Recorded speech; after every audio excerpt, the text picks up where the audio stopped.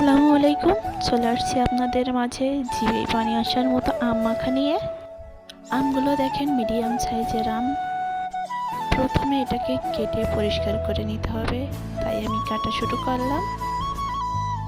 আমগুলো কাটা শেষ হলে আমাদের ভালোভাবে পানি দিয়ে পরিষ্কার করে নিতে হবে। এরপর আমাদের এই যে দেখেন আমগুলো সবগুলো কাটা শেষ, এবার পানি দিয়ে পরিষ্কার করে নিচ্ছি।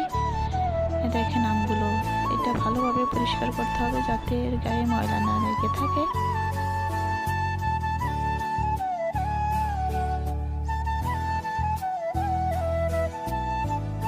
আমগুলোকে মেশিং দ্বারা কাটতে হবে। দেখেন আমি যেভাবে কাটছি ঠিক এইভাবে কেটে নিতে হবে।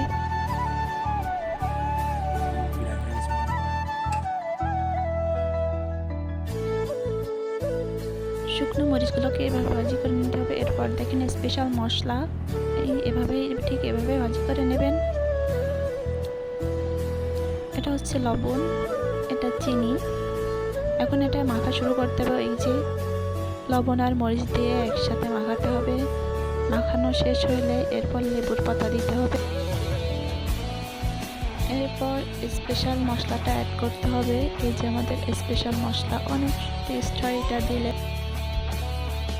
এগুলো দিয়ে ভালোভাবে মেশাতে হবে।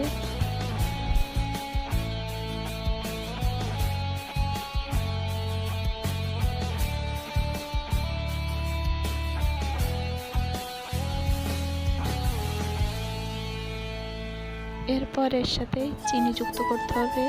চিনি দিলে বেশি টেস্ট হয়, ঠিক জিহ্বায় পানি চলে আসার মতো। অনেক টেস্ট হয়েছে।